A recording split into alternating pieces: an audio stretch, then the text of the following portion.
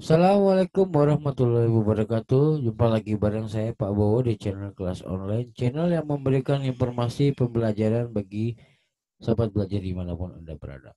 Pada kesempatan kali ini saya akan membahas mengenai kelangsungan hidup tumbuhan dan hewan. Berarti dalam video ini nantinya saya akan membahas mengenai adaptasi dan juga seleksi alam. Simak terus videonya agar tidak ketinggalan materinya. Ya, simak videonya sampai selesai agar kalian tidak salah paham mengenai materinya. Dan jangan lupa saya minta dukungannya untuk channel ini agar mendapatkan 2000 subscriber bagi channel kategori pendidikan dengan cara mengklik tombol subscribe, like, dan juga share videonya. Apabila ada pertanyaan dari penjelasan saya, jangan lupa dituliskan di kolom komentar. Oke, langsung saja kita bahas materinya mengenai kelangsungan hidup hewan dan tumbuhan. Kelangsungan hidup adalah kemampuan makhluk hidup untuk mempertahankan hidupnya baik dari predator atau pemangsa maupun dari perubahan lingkungan. Kemampuan untuk mempertahankan hidup atau pertahanan diri itu dipengaruhi oleh tiga hal. Jadi yang pertama ada kemampuan reproduksi. Yang kedua ada kemampuan adaptasi. Yang ketiga adalah seleksi alam. Kita bahas satu-satu penjelasannya. Yang pertama adalah kemampuan reproduksi. Kemampuan reproduksi itu berperan penting untuk mempertahankan kelangsungan hidup suatu makhluk hidup. Makhluk hidup yang mampu bereproduksi dengan baik dan menghasilkan keturunan yang banyak akan lebih bisa bertahan hidup dibandingkan makhluk hidup yang menghasilkan keturunan sedikit. Dalam hal ini, makhluk hidup yang menghasilkan keturunan yang banyak berarti individunya itu banyak. Seperti itu ya. Individunya banyak. Jika dibandingkan dengan makhluk hidup yang bereproduksi dengan menghasilkan keturunan yang sedikit, itu berarti kan individunya lebih sedikit, sehingga lebih mudah terjadi kepunahan atau lebih rentan terjadi kepunahan. Next, adaptasi. Adaptasi adalah kemampuan makhluk hidup untuk menyesuaikan diri terhadap lingkungannya. Secara garis besar, adaptasi itu dapat dibedakan menjadi tiga, yaitu ada adaptasi morfologi, adaptasi fisiologi, dan juga adaptasi tingkah laku. Adaptasi morfologi adalah adaptasi atau penyesuaian diri makhluk hidup melalui perubahan organ tubuh yang berlangsung sangat lama. Jadi morfologi itu adalah organ tubuh atau bentuk dari organ tubuh. Maka adaptasi morfologi itu adalah adaptasi yang berhubungan dengan perubahan organ tubuh untuk penyesuaian diri terhadap lingkungannya. Dan untuk proses perubahan organ tubuh atau morfologi tadi itu membutuhkan waktu yang sangat lama. Contohnya perbedaan bentuk cakar pada kelas burung, perbedaan bentuk paru burung, perbedaan bentuk pada mulut serangga. Kalau pada tumbuhan yaitu batang yang tebal dan duri serta akar yang panjang pada kaktus. Seperti yang kita tahu bahwa kaktus itu hidup pada daerah yang kering. Maka dia membutuhkan akar yang panjang untuk mendapatkan air dan cadangan air dan makanan. Sebaliknya, dia selain itu dia juga memiliki batang yang tebal dan berwarna hijau gitu, serta tidak memiliki daun melainkan duri. Hal ini dilakukan untuk mengurangi penguapan, makanya dia tidak memiliki daun. Nah, diganti dengan duri seperti itu. Dan untuk fotosintesisnya itu dilakukan oleh batang yang memiliki klorofil dan batangnya itu tebal seperti spons untuk bisa menyimpan air seperti itu. Pada tumbuhan hidrofit atau tumbuhan air itu memiliki daun lebar dan batang yang berongga. Daun lebar itu fungsinya untuk meningkatkan penguapan, setelah batang yang berongga berfungsi agar tumbuhan tersebut bisa mengapung di atas air atau di permukaan air. Misalnya pada teratai dan juga eceng gondok. Nah, ini adalah gambar mengenai bentuk kaki pada burung tadi. Ada bentuk jari kaki misalnya ini pada ayam. Ya. Kalau ada juga bentuk kaki yang memiliki selaput itu biasanya pada itik dan angsa.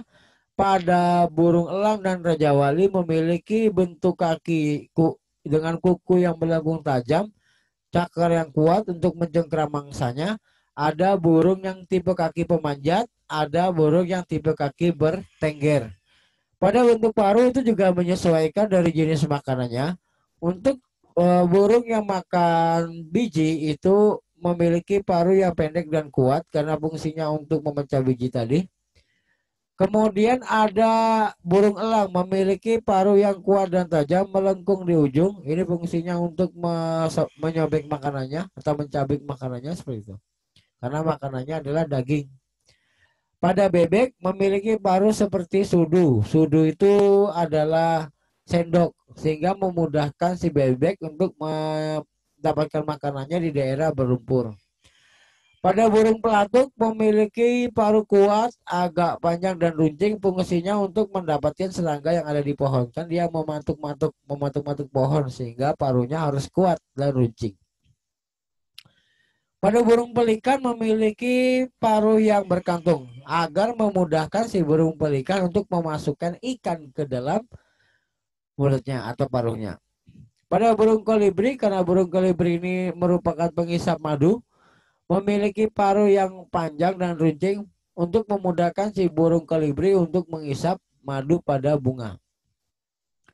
Ini adalah berbagai macam tipe mulut serangga, ada tipe mulut pengunyah, misalnya ini pada belalang. Ada tipe pengisap dan penjilat, misalnya pada lalat. Tipe serangga pengisap, misalnya pada kupu-kupu. Tipe serangga pengisap dan penusuk, misalnya pada nyamuk. Pada nyamuk, seperti itu ya. Nah ini ada juga tipe serangga penghisap. Nah ini contoh atau macam-macam adaptasi dari morfologi. Selanjutnya ada adaptasi fisiologi. Kalau morfologi tadi adaptasi terhadap bentuk tubuh atau bentuk organ tubuh, sementara fisiologi itu adaptasi terhadap fungsi dan alat kerja tubuh. Jadi adaptasi fisiologi adalah adaptasi atau penyesuaian diri makhluk hidup melalui perubahan fungsi atau alat kerja tubuh terhadap lingkungannya. Jadi di sini yang berubah bukan organnya atau bukan alat tubuhnya tetap sama, tidak mengalami perubahan. Yang mengalami perubahan hanyalah fungsi atau kerja alat tubuhnya saja. Misalnya pada hewan ruminansia seperti kambing, sapi, kerbau itu memiliki enzim selulosa untuk mencerna makanan. Seperti yang kita tahu bahwa makanan dari hewan ruminansia ini adalah rumput-rumputan atau tumbuh-tumbuhan yang mana tumbuh-tumbuhan tersebut memiliki dinding sel yang mengandung selulosa. Agar memudahkan untuk mencernanya, maka hewan ruminansia harus memiliki enzim selulosa untuk memecah dinding selnya. Gitu ya. Lalu yang kedua contoh lainnya yaitu jumlah eritrosit yang lebih banyak pada orang yang tinggal di dataran tinggi. Daerah dataran tinggi itu memiliki kadar oksigen yang rendah. Semakin tinggi suatu wilayah maka kadar oksigennya lebih rendah. Maka orang yang tinggal di daerah dataran tinggi harus membutuhkan jumlah eritrosit yang lebih banyak agar dapat mengikat lebih banyak oksigen di dalam darah. Selanjutnya ada adaptasi tingkah laku. Adaptasi tingkah laku, ini salah tulis ya. Salah tulis.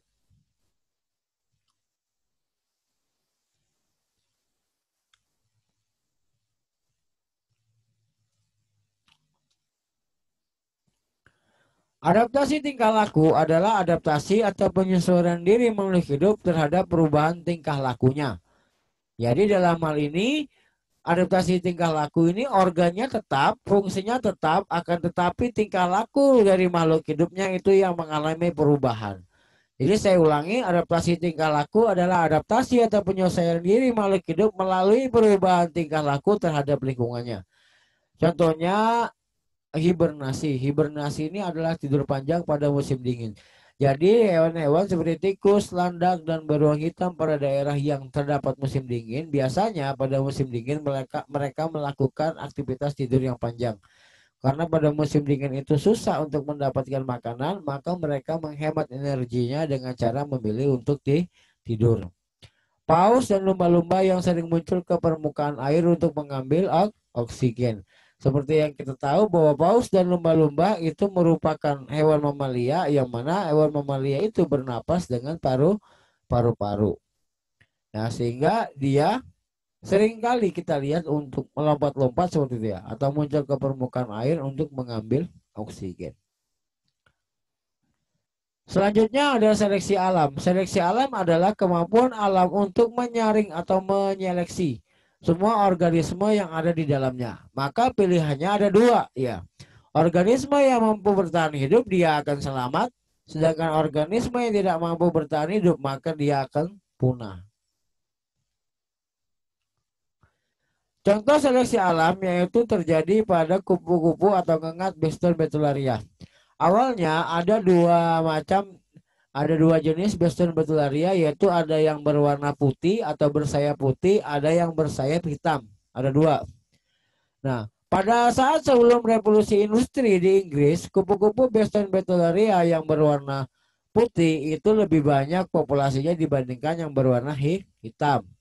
Akan tetapi setelah revolusi industri, populasi yang Boston betularia yang berwarna putih itu menurun dibandingkan yang bersayap gelap. Hal ini diakibatkan kupu-kupu atau ngengat Boston betularia itu tidak mampu beradaptasi dengan lingkungan yang baru, yang mana pada waktu itu di kondisi di udara di Inggris itu menjadi gelap dikarenakan asap dan debu industri, sehingga dia lebih mudah untuk ditangkap mangsanya. Ya, jadi ngengat yang berwarna putih itu lebih mudah untuk ditangkap mangsanya.